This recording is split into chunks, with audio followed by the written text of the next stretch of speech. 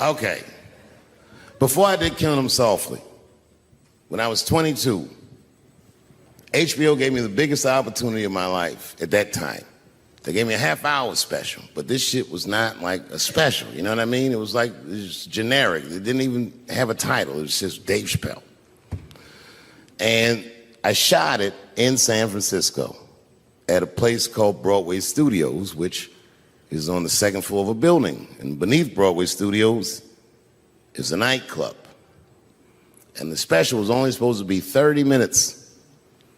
And I got ready, I practiced, I did all the shit I was supposed to do. And the night that I taped, 20 minutes into my 30-minute set, I'll never forget this, music started blasting from the nightclub underneath. You could hear it real loud, and it fucked my whole show up, and I was devastated. I was a young man.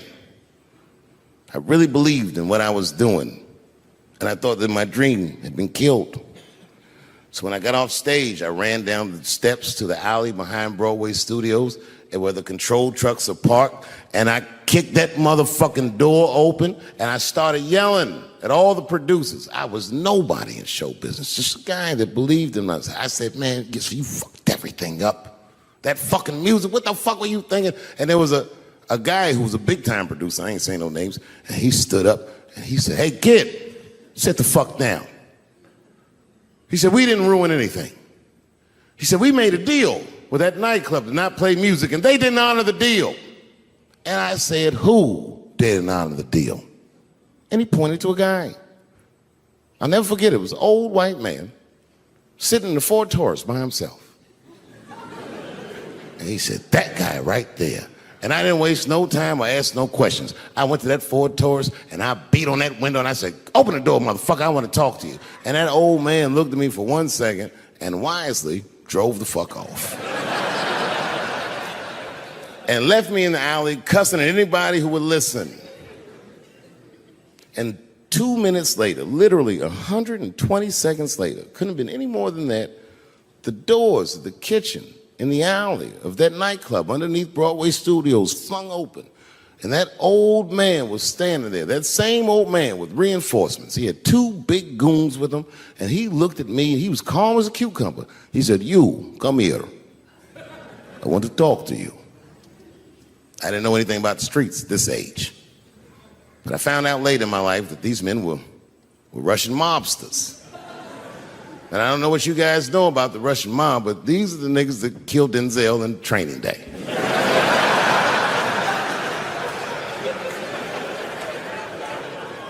And all the producers knew what I was up against. They said, Dave, do not go in there. And I said, fuck y'all. And I walked right into that kitchen, and they closed the doors behind me, and it got dark as fuck in there. And I knew, I'm not dumb, I knew I was in a bad situation. But you have to understand, I believed in what I was doing, and I didn't give a fuck. Just kept cussing at these motherfuckers, telling them how they ruined my life. And that old man couldn't believe that I was talking all this shit. And as soon as I took a breath, he stopped me gently. He said, hey, kid, listen. Your friends lied to you. He said, we made a deal, but your friends never paid me. And when he said that, I realized I was locked in a kitchen.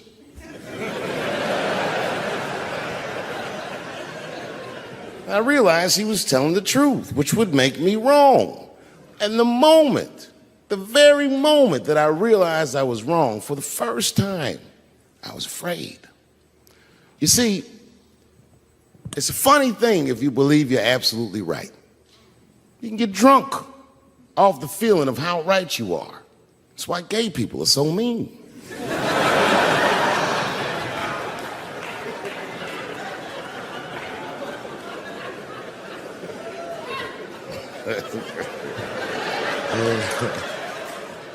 But I didn't buckle. You guys would have been very proud of me. I was scared, but I didn't buckle. I said, well then, sir, I owe you an apology. But I believe that no matter what reason that music was playing, it ruined my life. And that old man looked at me with sympathy in his eyes. And he walked over to me and he gently placed his hand on my cheek, which I gotta tell you, is a very emasculating thing to do. I was standing there looking at this nigga's hand on my cheek like that.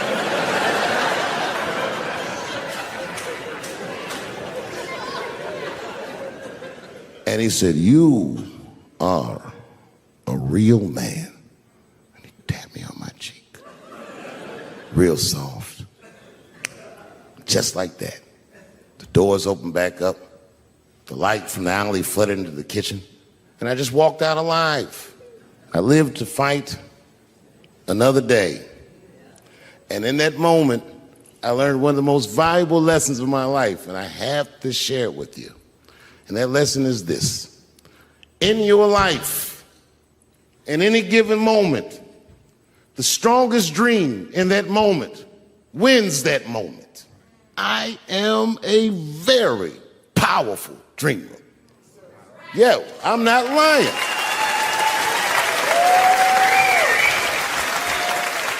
I dreamed tonight, this very night, as a 14-year-old boy, and I am living it as a 50-year-old man. My dreams are very strong. Today, I walked all around Washington. I used to be poor in this city, and all day people just said, hey, Dave, like they knew me personally, and I felt like I knew them. And I say to myself, my God, Dave, what a powerful dream. But then sometimes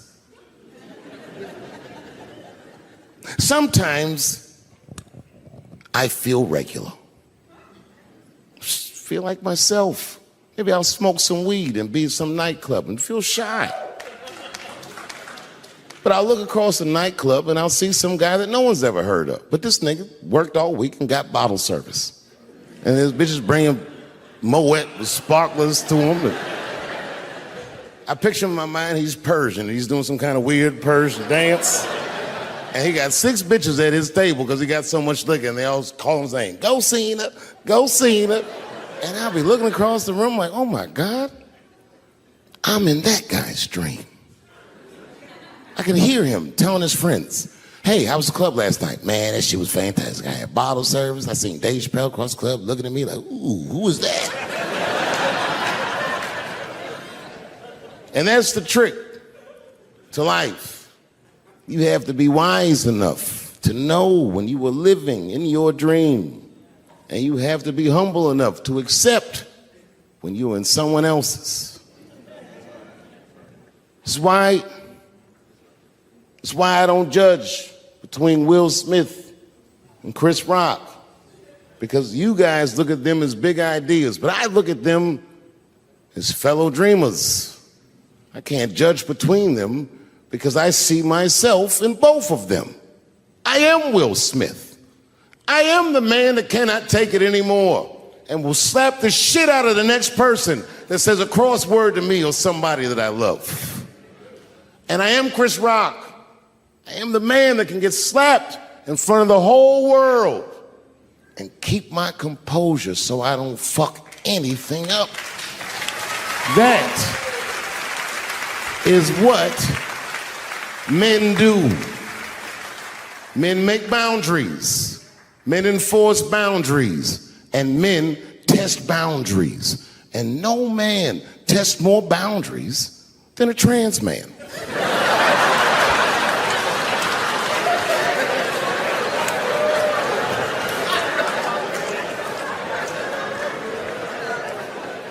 When I see a fellow dreamer, I give them my utmost respect. Even if I don't understand what their dream is. I know a dreamer when I see one. And I've met many powerful dreamers in my life. None more powerful than a man who calls himself Little Nas X. I met this nigga at a party. I had no idea who he was. But the minute he walked in that party, I knew I was in his dream. Everybody in the party was another dreamer. Everyone was famous, but when that nigga walked in, he was dressed like C-3PO. He was shining.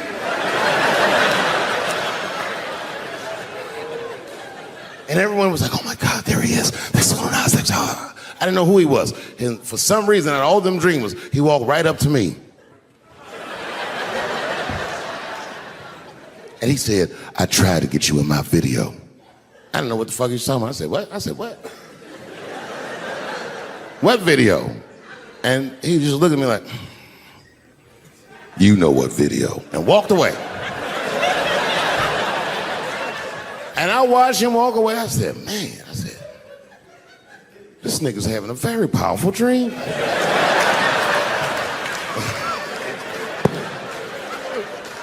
You know what it reminded me of? It reminded me of when we was in grade school. Remember in grade school, the teacher would ask everybody what they want to be? Timmy, what do you want to be when you grow up?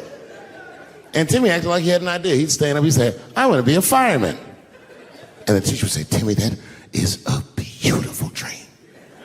But Timmy didn't mean it. Timmy said he wanted to be a fireman because deep down, Timmy's attracted to fire. And by the time he's 14 years old, this nigga's a full-blown pyromaniac, playing with kerosene and matches like a goddamn expert. And then one night he goes downtown with his buddies, fucking around with fire, and burns a warehouse down. And he doesn't know it, but there's 13 migrant workers from El Salvador, and they're in that motherfucker. They get trapped, and then they die in the fire. Isn't that a tragedy? It was an accident. He's only 14 years old, but he's black. So they try him as an adult. And Timmy ends up spending the rest of his life in jail. Dream deferred. Burp, burp.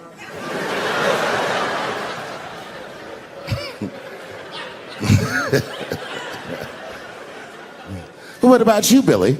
Billy, what do you want to be when you grow up? And Billy stands up and he says, I want to be president of the United States. And the teacher says, oh my God, Billy, that is a wonderful dream. And Billy means that shit. Billy does everything right. That motherfucker gets his grades up. He joins student government. He even does extracurricular activities like show choir just to make his resume look good. He's on track to be president, but junior year he wipes. When he's 16, he gets his girlfriend pregnant and has to drop out of high school to make ends meet. But lucky for him, the local Walmart's hiring. By the time he's 20 years old, this motherfucker makes assistant manager at Walmart. He's the youngest one in the district. He says, oh my God, if I can keep this up for 4 more years, I could be a manager. And if I can keep this up for 6 more years after that, I could even be a regional manager and have as many as 3 Walmarts under my control. And he's a big picture guy. He sees where this path is going, so he kills himself.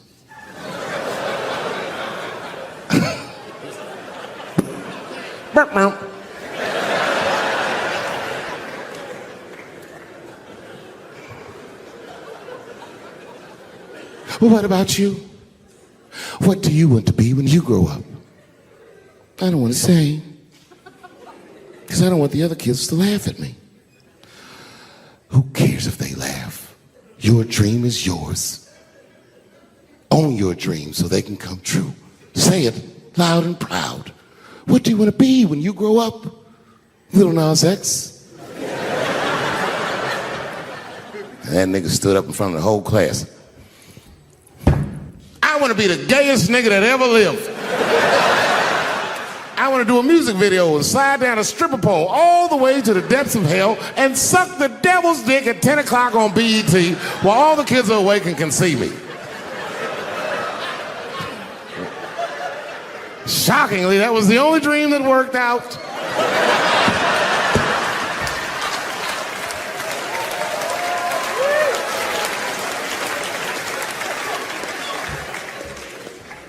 That's why I'm here tonight in the city where I built the dreams that I live. Because I wanted to tell you all that they came true. And I wanted to thank you all for making the man that I am today.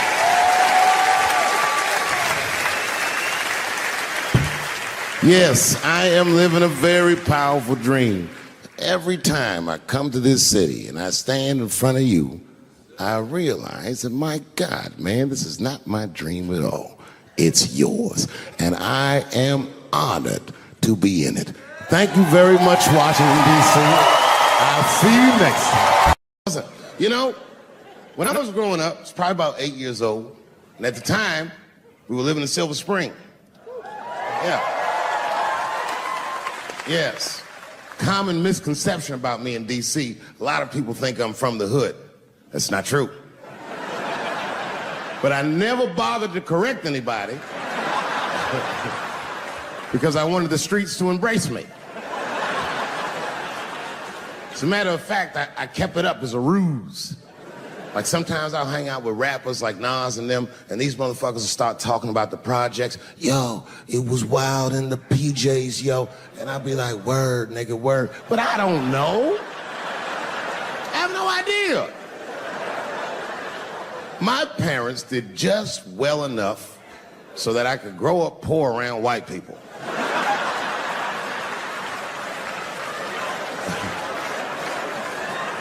And to be honest, when Nas and them talk about the projects, nigga, I used to get jealous because it sounded fun.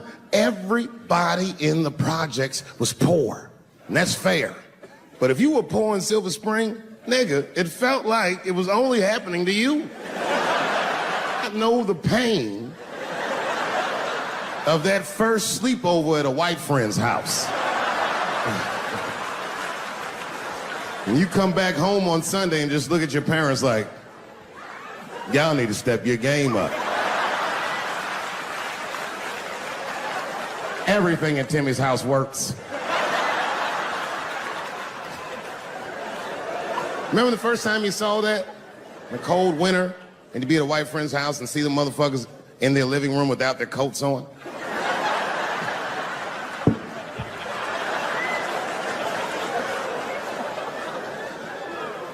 Timmy was one of my first white friends, like, in my life, man. He's a good dude, too. He moved to Silver Spring from Utah, of all places. I guess his family was affiliated with that Mormon church they got down there. And me and him used to hang out. And one day I was at his house, we were just hanging out, and Timmy says, Dave, why don't you stay for dinner tonight? I said, oh, man, I'd love to, but I can't. If I'm not home before dark, my mother will kill me. That was a lie.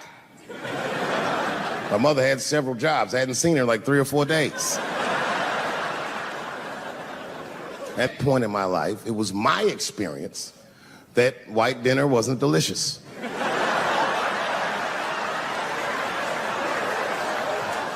I'd rather go home and fry some bologna or some shit like that.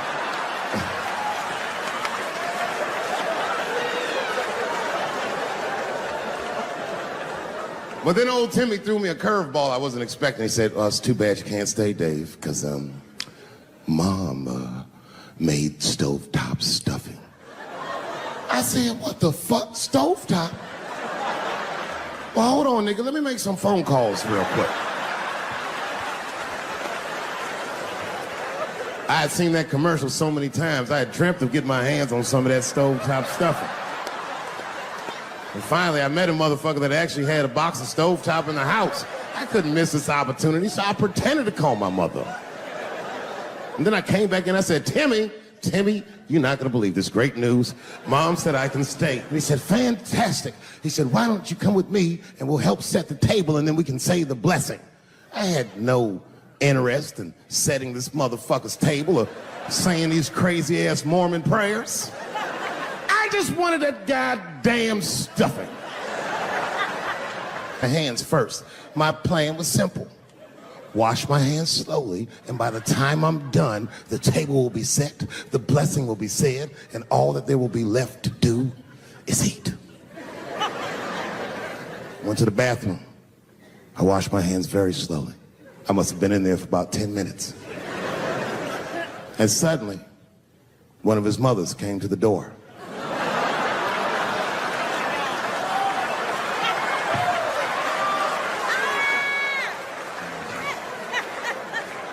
She was like, hi, David, right? I said, yes, ma'am. She said, Timmy tells me that you're planning on staying for dinner. I said, I hope that's not a problem, ma'am. She says, no, it's no problem. In fact, we'd love to have you. It's just that we weren't expecting company. And I'm afraid there's not enough stovetop stuffing for everybody. So I kicked her in the pussy. Bam! Ladies and gentlemen, I told you I'm dope, nigga. I told you what I was gonna say and you still didn't see it coming. And that's why I make the big bucks.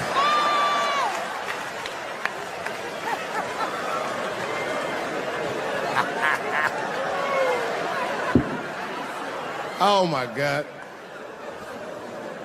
But there's a more important reason that I would stop doing comedy right now. And this reason is the real reason that's been percolating, and it really is the crowd, not you. I'm talking about the crowd on the big stage. It's too hard to entertain a country whose ears are so brittle. Motherfuckers are so sensitive, the whole country is turned into bitch-ass niggas.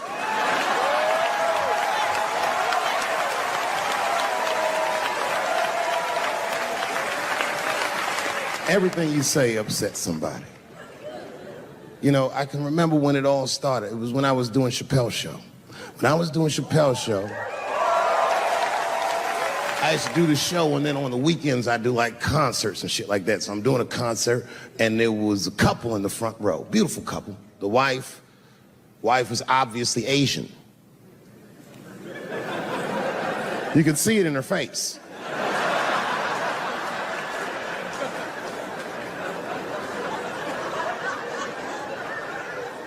The husband, this motherfucker was mysterious, to say the least. Couldn't quite pinpoint where he was from. Caramel-colored fella, very nice hair, but he could have been from anywhere. Bangladesh, Mexico. I can't guess with a nigga like this. All I knew for sure about this guy is that his wife was a bitch. I could see that in her face, too. No, he was laughing and having a good time, and she was scowling at me at a goddamn comedy show. I couldn't figure it out.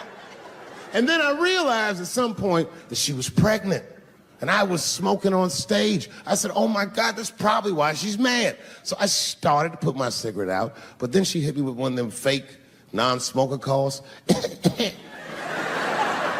So I just kept smoking. I thought to myself, bitch, that baby will be fine, relax. And I tried to break the tension. I just asked her. That's all I said. I go, hey, where are you guys from anyway? And I could tell that she was on to me. She goes, very condescendingly, she says, I'm from California. If you're asking my ethnicity, I am Chinese. He was like, I'm Mexican, bro. I said, well, I'm sorry if I offended you by asking, but you're a very beautiful couple. And miss, there's no question that you're going to give birth to the hardest working baby this world has ever seen.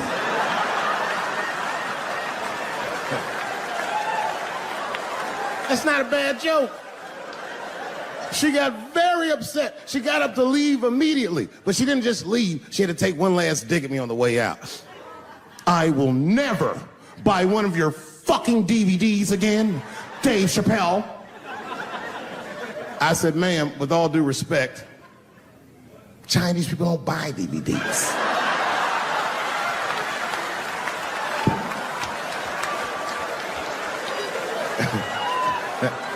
And the crowd went crazy. We were all laughing, having a good time. I didn't even think anything of it. And then just 3 days later, this lady sends a fucking letter to my promoter telling him not to book me for shows anymore because I was, quote, racist, and I'm quoting her, insensitive to the nature of my interracial marriage. I was like, oh, word, bitch, I was.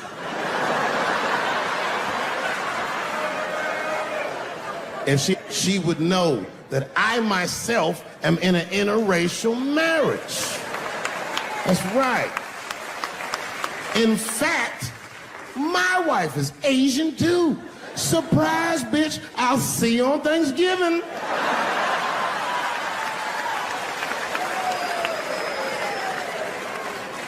But my wife's not Chinese. She's Filipino. That's right. And our kids are Puerto Rican somehow, so there you go. But I don't give a fuck about interracial marriage. In fact, you know what? My mother is half white. A lot of people don't know that. Well, all right, you were a little too excited, but okay. A lot of people don't believe me when I say that, but it's true. You can't tell looking at me, but if I grew my hair out, You would think you was at a fucking Cat Williams concert. My shit is beautiful. Beautiful. Thank you.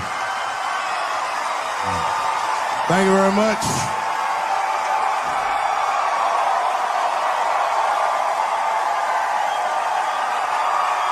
Thank you. What's going on? Good to see everybody out here tonight. Thank you.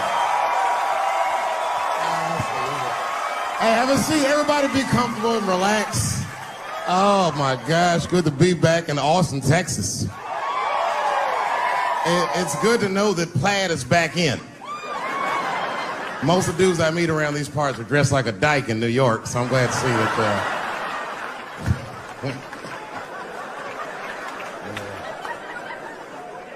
Man, fucking Texas, this place is pretty good.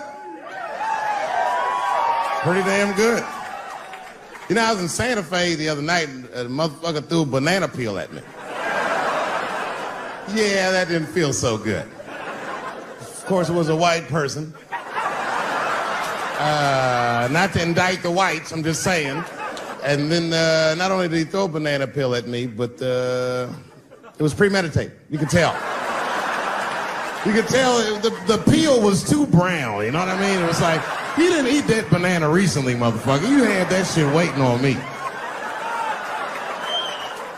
And the whole crowd was white, so it just got instantly creepy, and everyone looked like they were looking at 12 Years a Slave or something. They were all just like,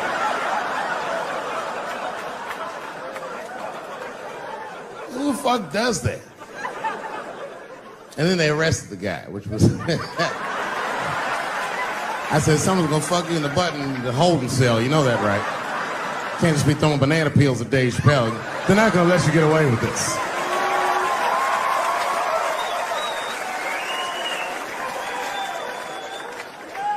And the press called me up like, do you have a statement? A statement?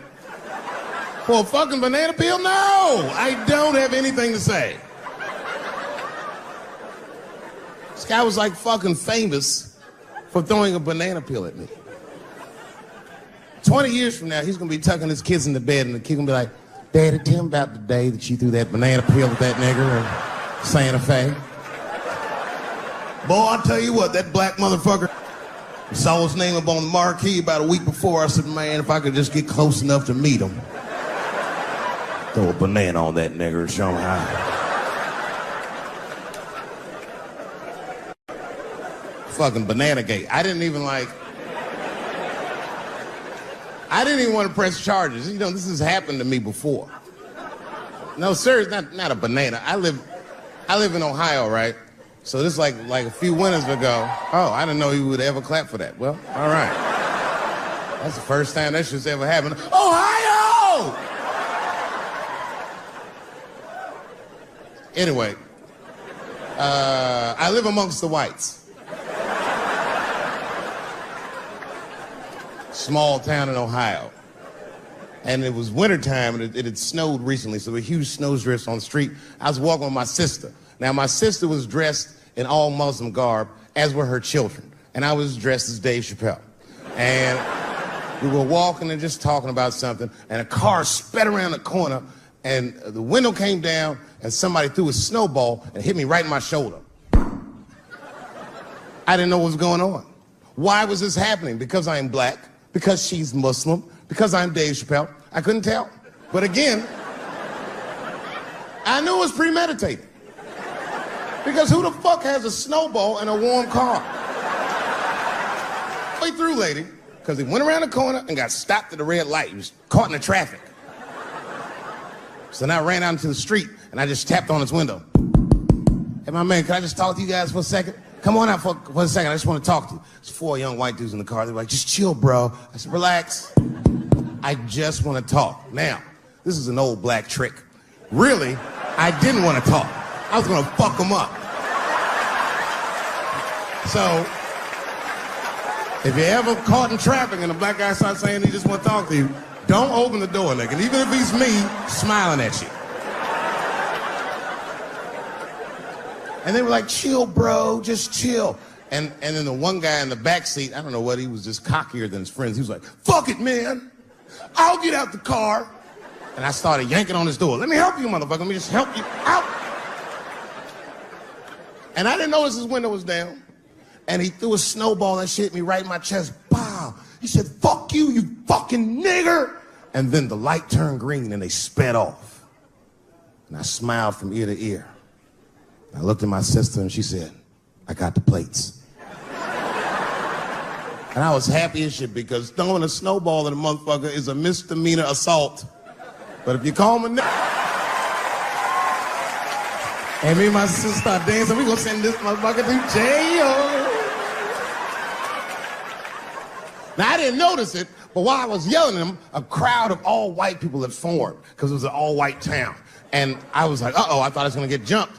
And one of them white guys stepped out and was like, I didn't like that at all. This is not what this town represents. I don't want this goddamn stuff in my vicinity. And another white guy was like, yeah, I didn't like it either. And then an old white guy stepped out of the crowd and said, young man, if you're going to fill out a police report, I would like to come with you and do the same. I said, you guys would do that for me? And the whole crowd said, hooray! I said, come on, y'all. I look like Malcolm X going to see Brother Johnson with a trail of white people.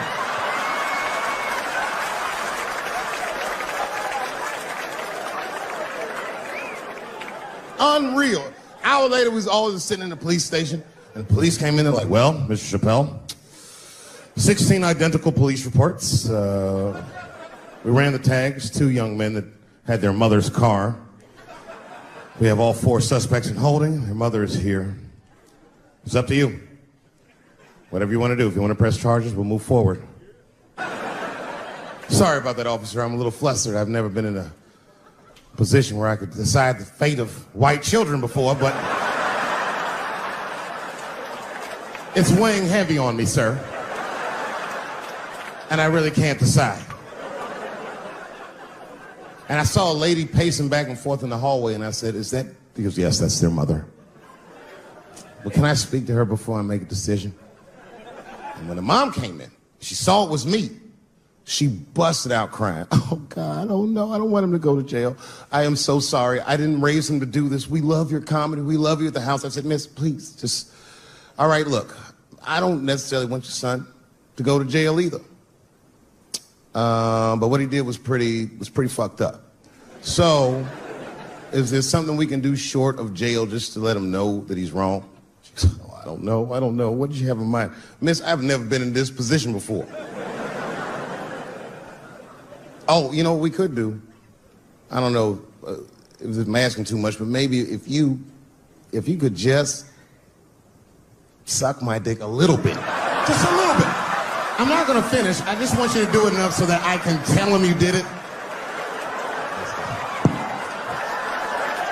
I'm kidding. I wouldn't do that to anybody's mother. Maybe my kid's mom, but that's it. Ebola was in Texas. Ebola made a visit. Killed that man in Dallas. 5 days that man melted to death. What happened to the brother in Dallas? Where was the secret serum is what we all said. I remember in the beginning of Ebola, there were 2 American doctors that got sick in Africa. They flew them in a private jet straight to Atlanta to the CDC. I didn't even know CDC saw patients.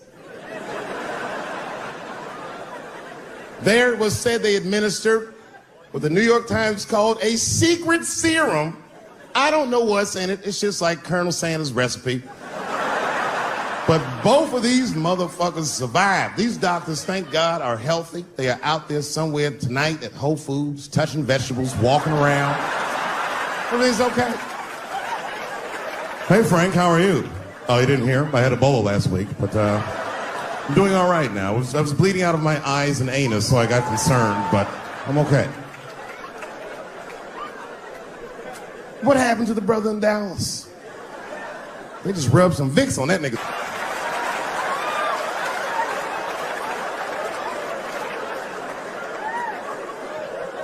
I knew he wasn't gonna make it. I already knew. Sad.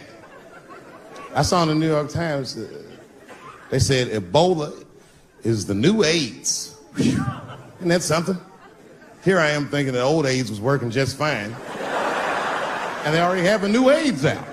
Isn't that amazing how they do that? Isn't it weird how there's a disease that just starts in 1980 and it doesn't kill anybody but niggas, fags, and junkies? Isn't that a fucking amazing coincidence that this disease hates everybody that old white people hate?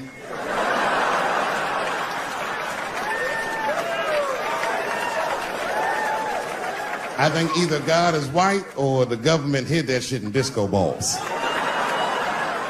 Only fun people get AIDS. Last month on the front of the New York Times, the measles was a headline. I had to check the date of the paper. I was like, measles, what is this, 1850? What the fuck is this? Why is measles in the news? Turns out they were trying to decide if mandatory vaccinations for children is the way we all want to go. Any thoughts? I'm sorry, ladies and gentlemen, I don't know. I don't know about this one. First of all, black people generally don't trust doctors. You know, after the Tuskegee experiments and all that shit. More importantly, don't forget Michael Jackson was killed by a doctor. Granted, he was doing drugs, but if I was a heroin addict and I had a licensed physician injecting heroin in me, I should survive that. I'd just be looking like, oh, I'm good, right? I'm good? It's not too much, is it? Dr. Butterfingers killed Michael Jackson. After that, I was like, fuck going to the doctor. The fuck am I getting my kids vaccinated for an old-ass disease like measles? This is ridiculous. You might as well give them a diarrhea shot if you're so worried. Diarrhea has a bigger body count than the measles do. You know, diarrhea is funny today, but 100 years ago, if your ass had diarrhea, you were a goner. There was like a 0 chance of survival. You get that first squirt, uh-oh. Better start getting my affairs in order. But I don't have much time. It's diarrhea. It's very serious. You just watch your buddy slowly die in a pool of his own shit. I give up diarrhea. Nowadays, your buddy will just be like, oh, well, you got diarrhea? Just eat a banana, nigga, drink some water. Let's get to the club. Still make last call. Tough time for the blacks.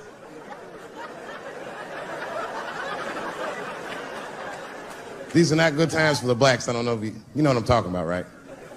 Police are killing us again.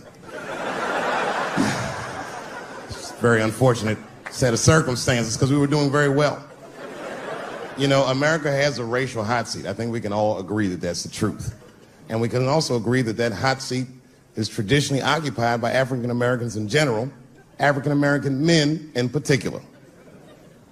Although I can see that in recent years, that seat has been occupied by Mexicans, and I dare say Arabs. And we, the black Americans, would like to thank you both for your sacrifice and your struggle. We needed a break. We needed a goddamn break. We all go through something, but at least I can leave my backpack someplace. If you Arab and forget your backpack, you got about 20 minutes before they send that robot to blow your shit up. Fuhad. Now ISIS is #1 on the terrorist charts. And ISIS is fucking scary. Because if ISIS catches you, they're going to cut your head off. That's what they do. I've seen them do it on YouTube. It was fucking awful. He looked right in the camera and say, Obama, I am back. I saw that shit. I said, oh my God. Don't like.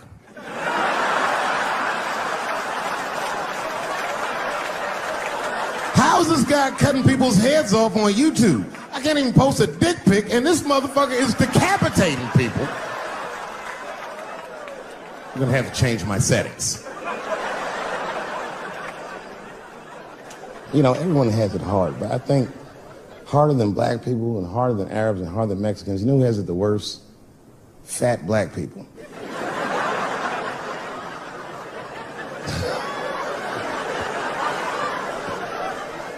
It's hard for white people to understand, but that's what I'm saying is very true. Fat black people have a really rough road because all manner of things kill white people. But you know what kills more black people than anything, more than police and terrorism? Salt, nigga. Regular.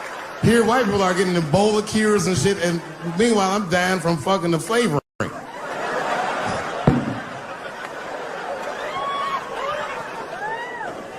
Look, honestly, I'll stop talking about it. Let me say this, though. Let me just say this. Can we all just say that we've seen it coming? Were you surprised? It's like when that guy threw that banana at me. Do you think I was surprised? Hell no. I've been in show business 30 years. I was expecting this banana.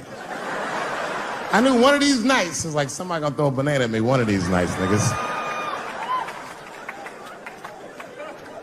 Because that's how it starts, with the name calling.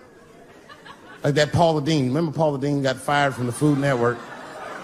If you know anything about show business, it is really hard to get fired from the fucking Food Network. And they dropped that bitch like a hot potato. All because she called somebody an N-word 30 years before she had a show. I don't know who she said it to, but whoever it was just looking at her like, I'm gonna get you for this bitch. That shit came back 30 years later like a Bill Cosby rape and sunk a battleship.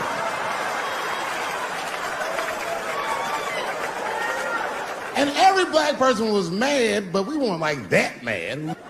I was just like, well, how's this bitch gonna call me a nigga when she taught me how to fry chicken? That's not fair.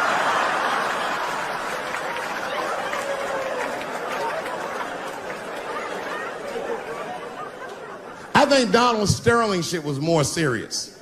Remember Donald Sterling? He used to own the Clippers, and then he got caught on a secretly recorded tape saying some very unsavory things about African Americans. And there's a lesson in that for all of us.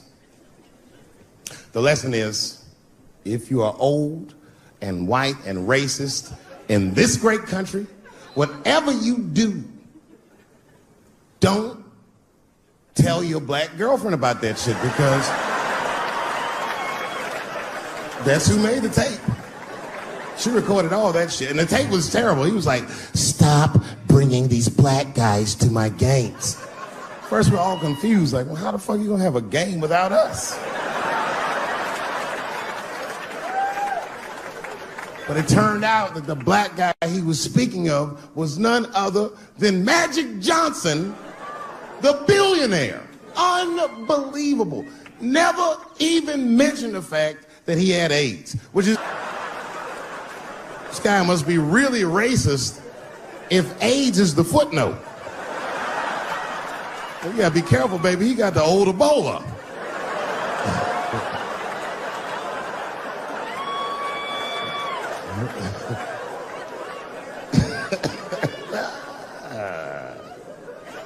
You can say what you want about that girl, but I'm gonna tell you right now, she is a goddamned hero.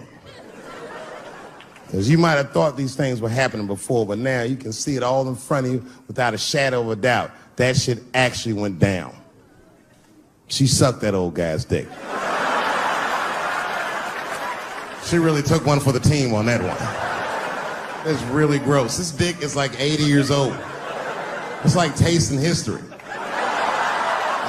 Like 5 wars on it, civil rights movement, the Great Depression. This guy's been fucking from 40 years before Bill Cosby's first rape. This is a very old man. A very old penis. But all that shit is still, it's just name calling. Like, name calling does not break the modern black man. That's not gonna do the trick. I don't give a fuck about that. Like, if I went to Kentucky Fried Chicken, Ku Klux Klan, hood on top of their head, what do you think I'm gonna do in this day and age? Run out Kentucky Fried Chicken? Not if I'm hungry. I'll go straight to the front. Hey, man, let me get a 2-piece. I don't give a fuck what he says. You want a biscuit with that, nigger? I thought it came with a biscuit. What's all this attitude? I want a 2-piece. Chop, chop. You know what it is. But I'm not going to be mad. Why would I be mad? He's the one that's got to work at Kentucky Fried Chicken, not me.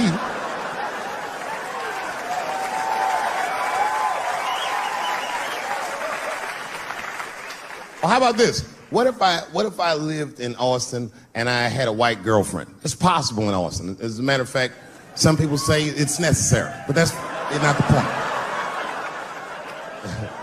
And me and my white girlfriend at home one night, and we're just doing what lovers do. Maybe she's butt naked, and she's down on one knee, giving me a hand job. I love a good hand job. And she's really jerking me off. You know, getting her obliques nice and tight. I got a huge dick, so she's like,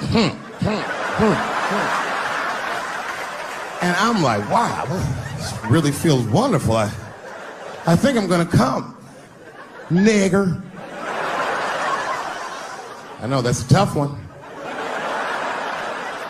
But what do you think I'm gonna do? Hey!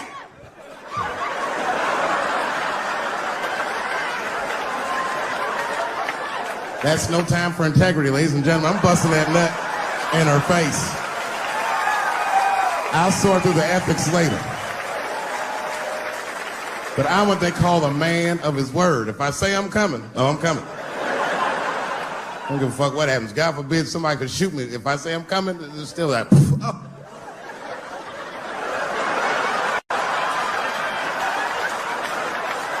Doesn't mean I like getting shot.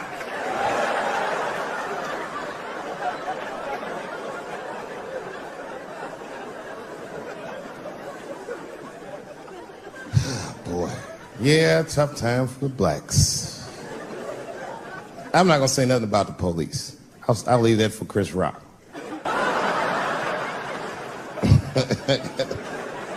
The other big sports story was fucking Ray Rice's tape. Anyone see that Ray Rice tape? I can't stop watching it. It's fucking awful. It's the most violent thing I've seen happen to a woman that was shot in color. Really fucking bad. Like, if I could have froze time at that moment and gave Ray Rice some advice, I don't think there's any way possible I'd be like, you should punch her in the face. It's a fucking terrible idea. At the same time, I also believe she shouldn't have rushed him. What the fuck was he like? Yo, you can't beat him. It's don't rush a motherfucker that's trained to stiff arm people in the clutch. He's gonna get the upper hand.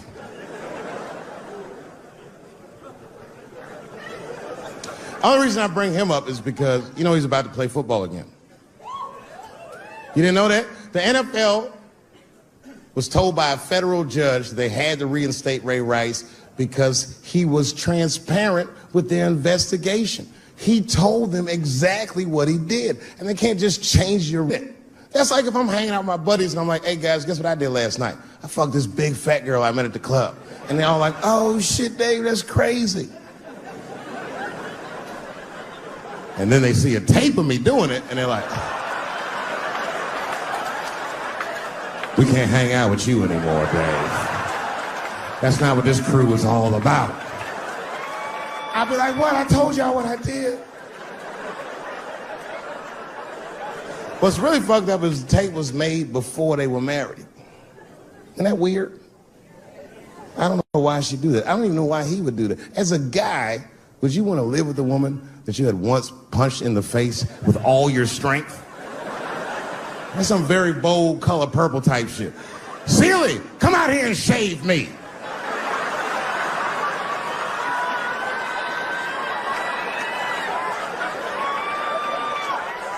You out of your fucking mind?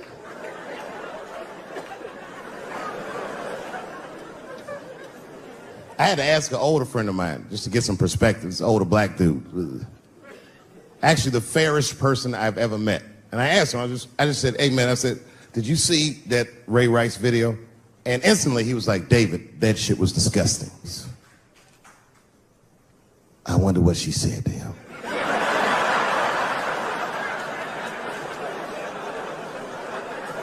I don't think that matters. I think the idea is you're not supposed to punch her in the face. My wife says terrible shit to me. My wife once called me a pussy in front of dinner guests. I know, I started to get mad, but then I was like, fuck it, she's probably right. I am a pussy, I admit it. I'm soft and warm and persuasive like a real pussy. Right.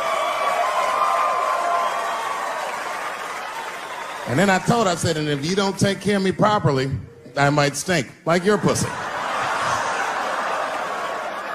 Oh, we fight dirty at the Chappelle household. It's not a big deal. No. If you want to get to the bottom of a matter of the heart, what you're supposed to do is ask a woman. Now, actually, there's two women that I know. They're both college professors in this little area I live in. And I meet them twice a week at Starbucks for coffee. Talk about important shit. And I asked the girls who's Ray Rice after he punched her in the face with all his strength. And one of my girlfriends said, David, you need to wake the fuck up. She's staying for the money. Well, now, wait a minute, because my other girlfriend was like, I disagree. I think that she actually loves him.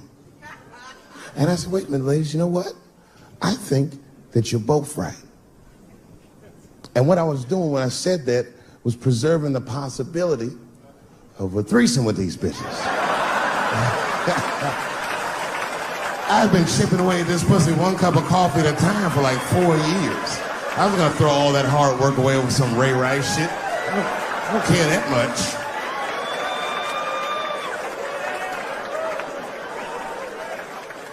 I'm just being real. It's fucked up, man. It's a tough time for the blacks. I love you too. And then here comes the banana peel. I'm waiting on it any second. You know that's how it starts. I saw in the paper today that the guy that threw the banana at me got arrested again because he threw a banana at another motherfucker in a bar in Santa Fe. Look it up online after the show. He actually did that. And that guy was black too. You know what a guy said he did it at night? He said, I did it because Dave Chappelle is racist. So, nigga, that's not the best way to handle that if I am racist. What if Martin Luther King just went around throwing tuna casserole on white people? Would that work? Huh? I seen your girl bubbling. She's drunk as hell, buddy. Listen, sir, I don't know what she's saying, but just take my advice. Get some water in her, or you're gonna have some dry pussy when you get home.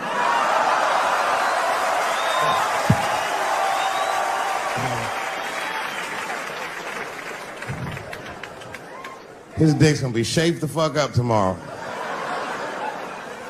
Santa Maria. Who got a cigarette in here? Anyone got a cigarette I can borrow? Yeah, you fella. Yeah, please.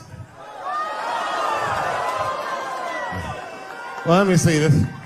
This is a Marlboro menthol. This could have been anybody. If it was a Newport, I'd be like a black dude threw that up. But a Marlboro menthol, that's one of them riddles.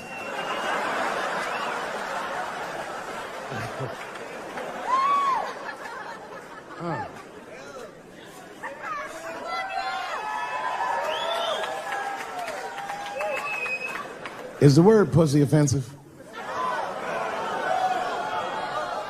All right, just checking. I asked that crowd when we was in Denver, I said, is the word people? One was a woman in the front, she's older than me, maybe around my age, definitely a feminist. You know what I mean? Short haircut, plaid shirt, you know what I'm saying? And she didn't say it offended her. What she said is she said, I'm uncomfortable with that word. And I was like, really? You? And then before I could ask her why, there was one other guy, he was in the balcony. Now, I don't think he was saying this to me, but he said this. Everybody heard him say it. He goes, it's delicious.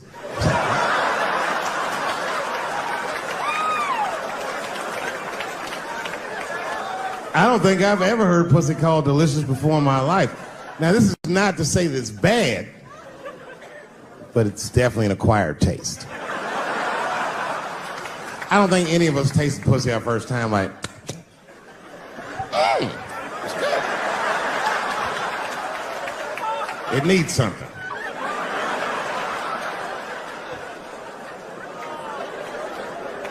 You know, it's illegal for a gynecologist to say the word pussy. They can only say vagina, or they can name individual parts medically, but they can never say shorthand, even if the gynecologist is a woman. I feel like it was a woman. Yeah. I don't think men should be allowed to be gynecologists. That shit is a conflict of interest. Even when my wife was pregnant, we used to go to the gynecologist. And he'd put her legs up in that stirrup like this. He'd be like, all right, Miss Chappelle, just try to relax. I'd push her, back up, motherfucker, I got this. Just tell me what to look for.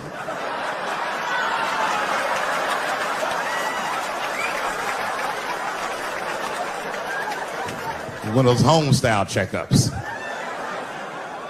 There's too many ethical questions when men do that. Like, can a gynecologist lose their license for smelling their fingers during an exam? Is that illegal?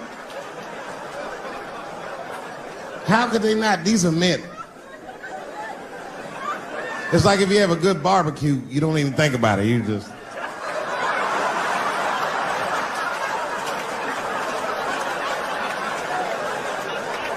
The word pussy is only offensive if you're older. People my age and younger, I don't think we dance to that shit. That song come on the radio, say, I beat the pussy up. That's not a song. It's like nothing like a love song. There's no tracks of his tears, no midnight trains to Georgia. This man simply beats the pussy up. Unbelievable. You don't even know if he's having sex with these women. They might just pull their pants down. He'd be like, bah! G-Unit.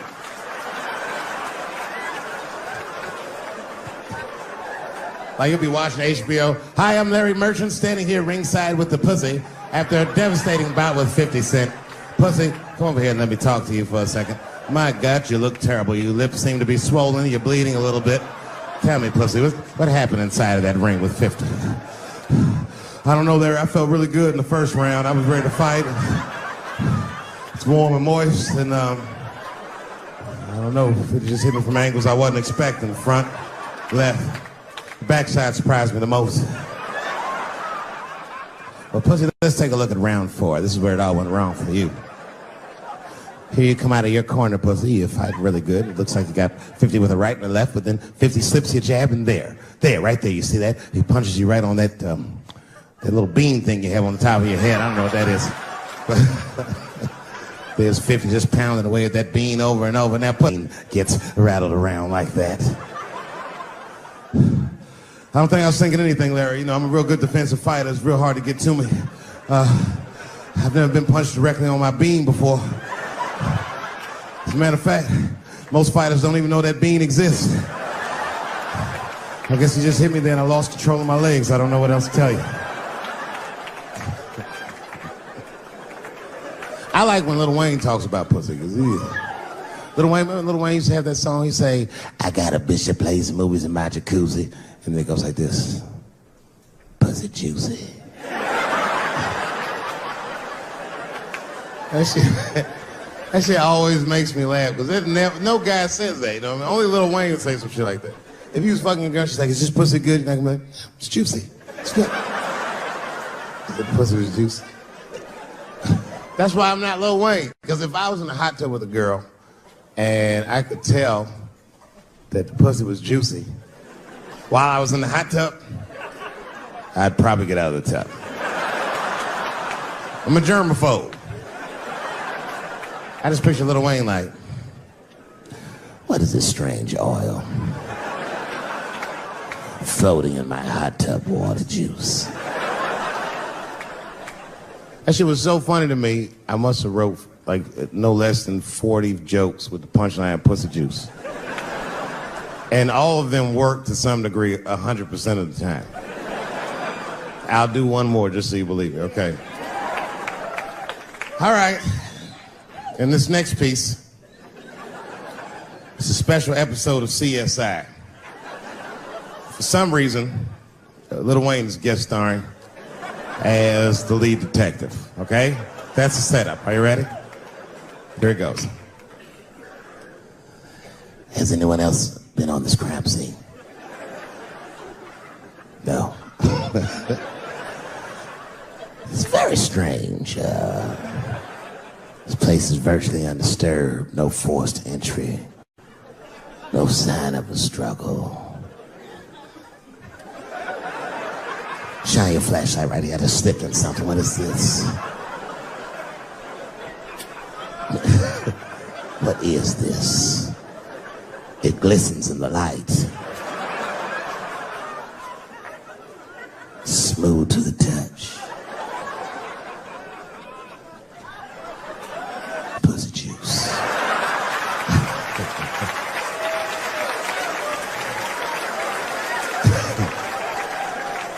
She must have been sitting Indian style.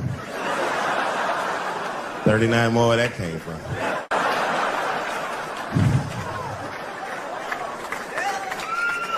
Everybody's mad about something. Recently, I got attacked online by some gay bloggers, and it hurt my feelings. I have no problem with gay people, but I fucking hate bloggers. I'm not saying it because this person was gay. They was acting like a bitch online. They was like mischaracterizing my jokes, trying to make a point off of me, when it's like, yo, I'm your ally, motherfucker. I'm not trying to stop gay people. I got better shit to do. This motherfucker was saying things to try to get gay people to beat me up. Seriously, he was like, Dave Chappelle's jokes. I don't know how he actually talks. I'm just making his voice up. Dave Chappelle's jokes were an affront to the manhood of all gay men. What the fuck does that mean? I didn't say anything that would allude to gay men not being men. I know you men. In fact, what could be manlier than fucking another guy in the ass? It's the most gangster shit I've ever heard of in my life. I told you I'm not cut out for that. I'm a pussy. You know what I said? That's all I said. First of all, I'll tell you right now what I said. And I will tell you that this was not a joke. It's a true story. And I just happened to tell it. All right, what happened was I went to a gallery party, all right? I don't know who in here has ever been rich before, but these are very nice parties. Wine and cheese and ball of conversation. And there was a few eccentric types, one of which was a very wealthy man that happened to be wearing a dress. I don't know what you call him, man. This is a tranny or a drag queen, perhaps. Whatever it was, this is definitely a man. And this man was definitely on drugs. I don't know what kind of drugs he's on, but I knew he had too much. He didn't look good. It's like this. He's like, he looked sick. And all his friends were standing around him, concerned, trying to revive him. I don't know whether he looked like some kind of gay CPR. There was fanning and shit.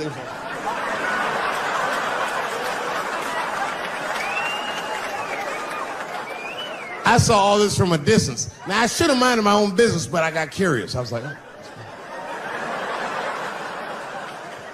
And I went over there. All I said, excuse me, gentlemen, is he okay? And then they looked at me like I was evil. She is fine. I'm sorry, I didn't know this is what we were doing. Here's my thing. I would support anybody's right to be whoever they feel like they are inside. I'm your ally in that. However,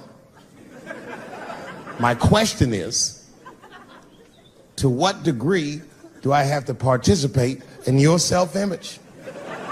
Is it fair that I have to change my whole pronoun game up for this motherfucker? That doesn't make sense. Seriously. If I put on an Argyle sweater and I'm like, hey, everybody, I feel like a white guy in this sweater and I want some goddamn respect and a bank loan. That's not gonna work. Give a fuck how I feel. Why should I give a fuck how you feel? Nigger is a pronoun. But there was no time for philosophical debate. This was an emergency situation. I said, fine. Sorry, guys. I was just worried because she looks terrible. And she just fell off the bench. Appears that her dick is popping out of her dress. You mind if I call an ambulance, champ? I'd rather not be at a party where a tranny ODs. There's too many questions to answer.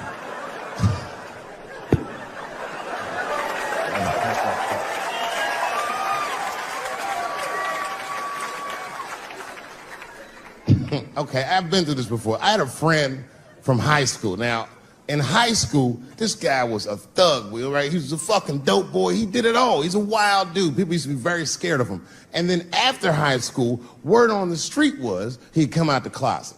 I personally didn't believe it.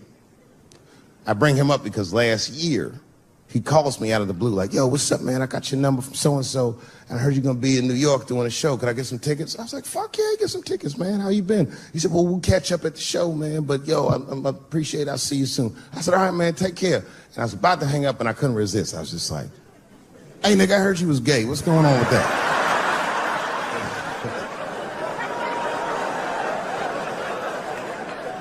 And I wish I didn't ask, because he sounded like he was dying to talk about that shit. And he had a long story about it. And it's not that I didn't care, but I was, I don't like talking on the phone. I was watching TV at the same time. So I just wasn't really paying attention like I should. But I was trying to sound supportive, but I didn't really know what to say. So I just like mumbling shit throughout this conversation. I just be like, nigga, you gay, man. You just gay. This went on for a while, and then finally I had to say something like definitive to get him off the phone. And I was like, hey, man, you know what? Don't let people get you down, all right? And the next time someone tries to make you feel bad about yourself, just remember, everybody fucks funny to somebody.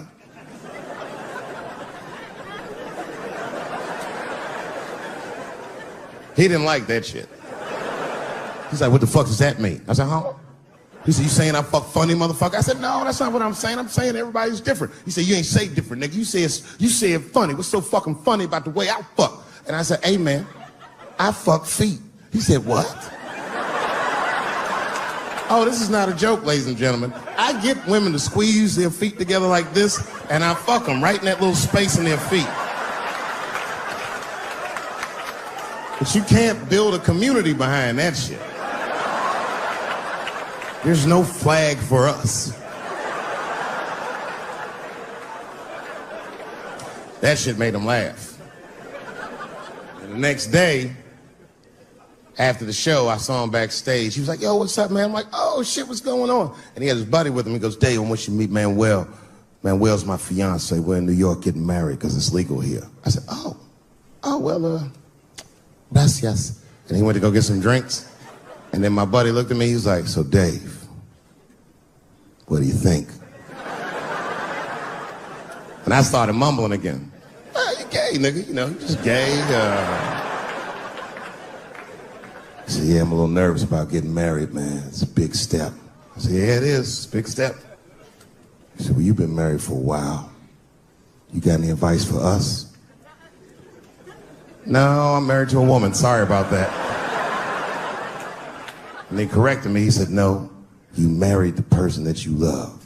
So it's essentially the same. I said, man, the problem with that statement is that it makes the assumption that I love her. But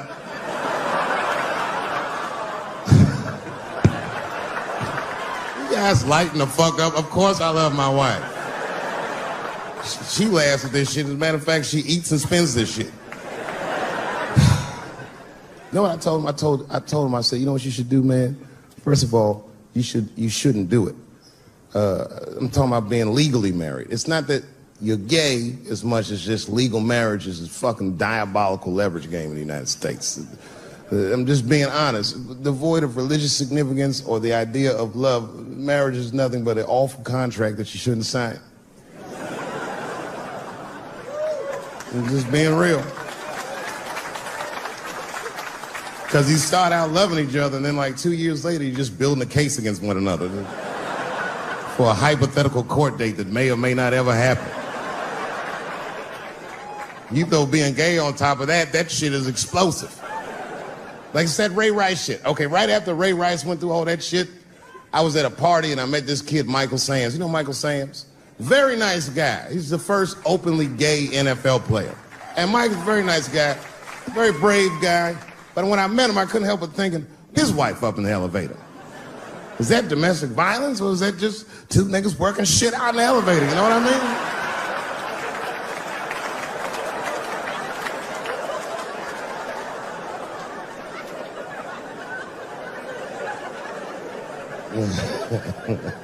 Anyway, I give all married men the same advice, gay or straight. Get a dog. This dog will love you all the time, but she's not going to. It's real talk. Good people of Atlanta, we must never forget that Anthony Bourdain killed himself. Anthony Bourdain had the greatest job that show business ever produced. This nigga flew around the world and ate delicious meals with outstanding people. That man, with that job, hung himself in a luxury suite in France. They say 2000 party over, oops, out of time. So tonight I'm gonna party like it's 1999. I knew a nigga in high school that was an urban genius.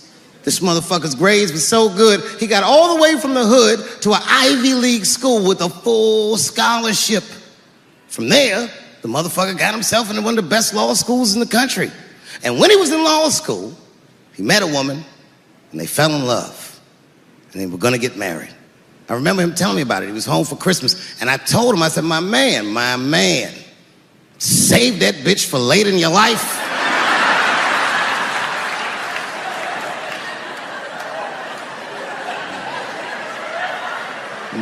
But he's in love. He didn't listen to me. He married her while he was in law school. And sadly, they got divorced while he was in law school. He was a street nigga from the hood. This man had nothing. And that bitch took half of that.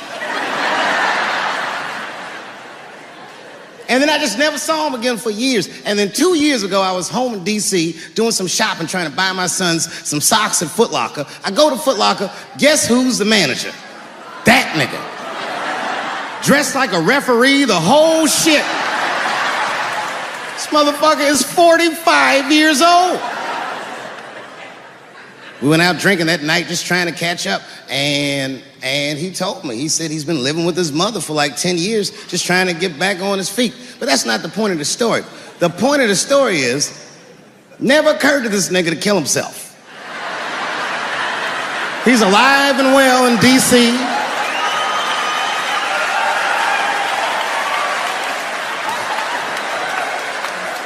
I even suggested to him that he should try it out. Like, I don't know, nigga, you might,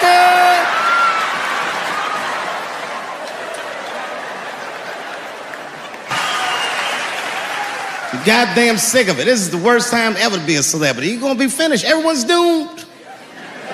Michael Jackson has been dead for 10 years, and this nigga has 2 new cases.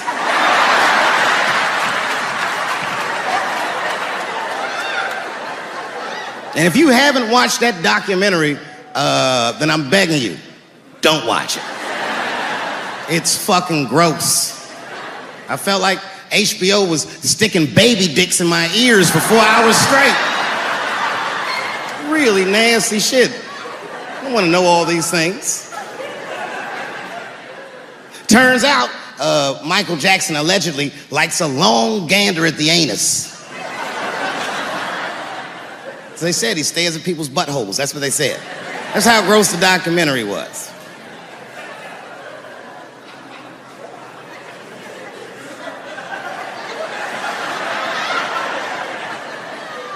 I'm gonna say something that I'm not allowed to say. But I gotta be real. I don't believe these motherfuckers. I do not believe it.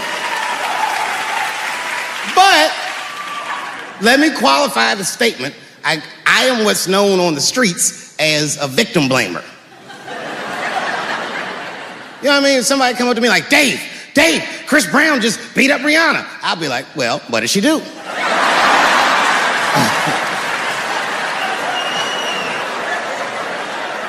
Dave, Michael Jackson was molesting children. Well, what were those kids wearing at the time?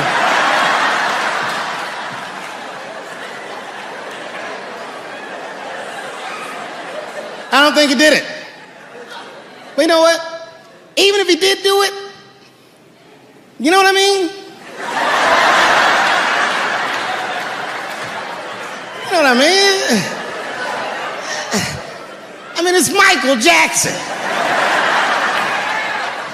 I know more than half the people in this room have been molested in their lives. But it wasn't no goddamn Michael Jackson, was it? kid got his dick sucked by the king of pop. All we get is awkward Thanksgivings for the rest of our lives.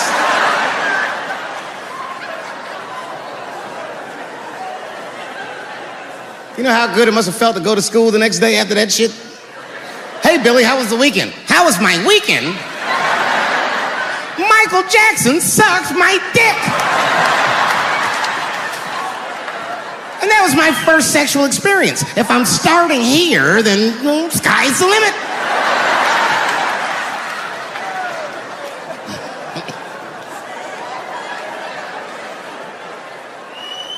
I know it seems harsh, but man, somebody's got to teach these kids. There's no such thing as a free trip to Hawaii. Yeah, he's gonna want to look at your butthole or something.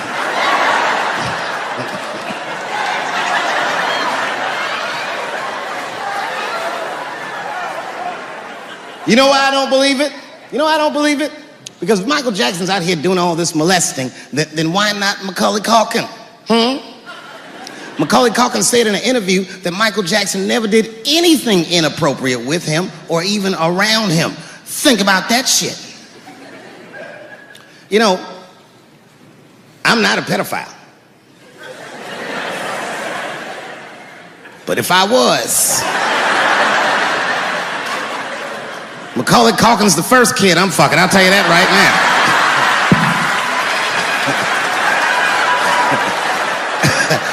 I'd be a goddamn hero. Hey, that guy over there fucks a kid from Home Alone. And you know how hard he is to catch.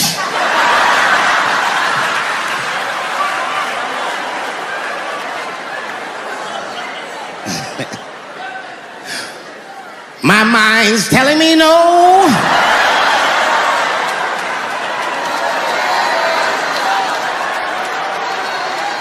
Okay, R. Kelly is different. I mean, you know, if I'm a betting man, I'm gonna put my money on he probably did that shit.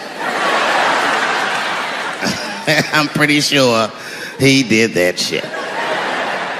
You know, it was bad, okay, so a couple years ago, I was doing a show in Detroit, and I'm sitting backstage in my dressing room. A friend of mine comes by, this chick, Dream Hampton. Dream tells me, right before I'm going on stage, she goes, Dave, I'm working on a documentary about R. Kelly. Would you like to be in it? And I was like, nah, bitch, I'm cool.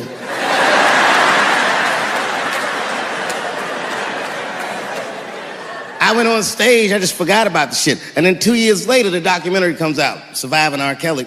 And when it comes out, Dream's promoting the shit, and she keeps bringing me up. She said, I asked Dave Chappelle to be in my documentary, and he said it was too hot for TV. Bitch, I did not say that.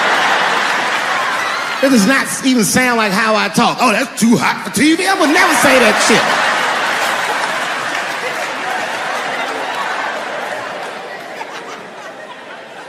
But I'm gonna tell you guys why I wasn't in the documentary. There's a very simple reason, and I cannot stress this point enough. The only reason that I didn't do it was because, and it's very important, I don't know this nigga at all. I don't know anything. I don't know anything that they don't tell me about. I don't hang out with this nigga, nothing. So what the fuck do I gotta be in the documentary for? This guy, R. Kelly, got another sex tape out now. Can you believe that shit? This guy makes more sex tapes than he does music. He's like the DJ Khaled of sex tapes. Another one. Like, damn, nigga. It's a lot of tapes. The new one's so bad that they didn't even show it. I've never seen anything like this. The prosecutor in Chicago came out in a press conference and read to the media a transcript of a sex tape. Have you ever heard of such a thing? This nigga read the sex tape. And it was so bad that R. Kelly sounded guilty in the transcripts. It's fucking amazing. 16 times the girl's age was mentioned. Isn't that crazy? This motherfucker is an idiot. He was fucking her like, yeah, this is the best 14-year-old pussy I've ever had in my life. And she was like, you like this 14-year-old pussy? He's like, oh yeah, I love this 14. I'm like, man, you need to shut the fuck up. You gotta give your lawyer something to work with. You're supposed to be on the tape like, this is the best 36-year-old pussy I've ever had in my life. And then your lawyer can be like, Your Honor, clearly my client thought that this woman was 36, as he mentioned some 16 times in the tape. They gonna know you lying, though. You know what I mean? Everybody knows no such thing as good 36-year-old pussy.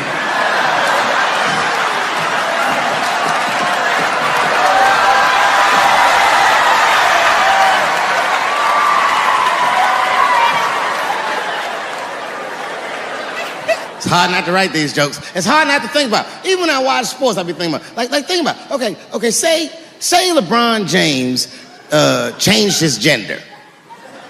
You know what I mean? Okay, can he stay in the NBA, or, because he's a woman, does he have to go to the WNBA, where he will score 840 points a game? What does it actually mean to be equal? You know what I mean? Like, if women are actually equal to men, then there would be no WNBA, would there? You would just be good enough to play in the NBA with us. Or, here's another idea that's gonna be very controversial. You could shut the fuck up.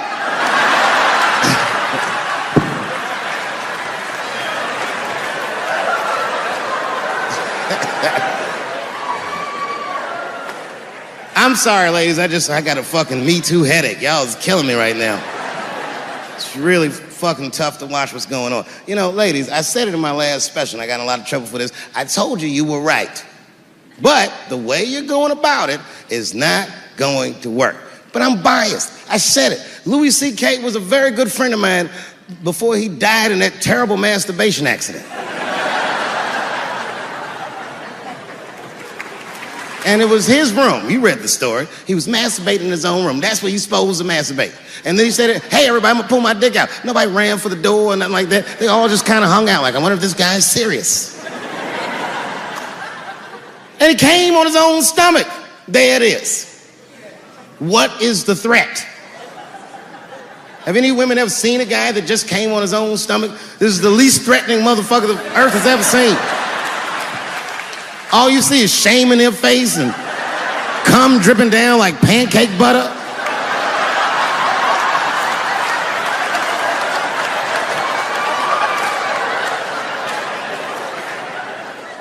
He didn't do anything that you can call the police for. I dare to try. Call the police on him. Hello, police? Yes, I am on the other line with comedian Louis C.K., and I think that he is masturbating while I'm on the phone. You know what the police are gonna say in Atlanta? Well, what are you guys talking about?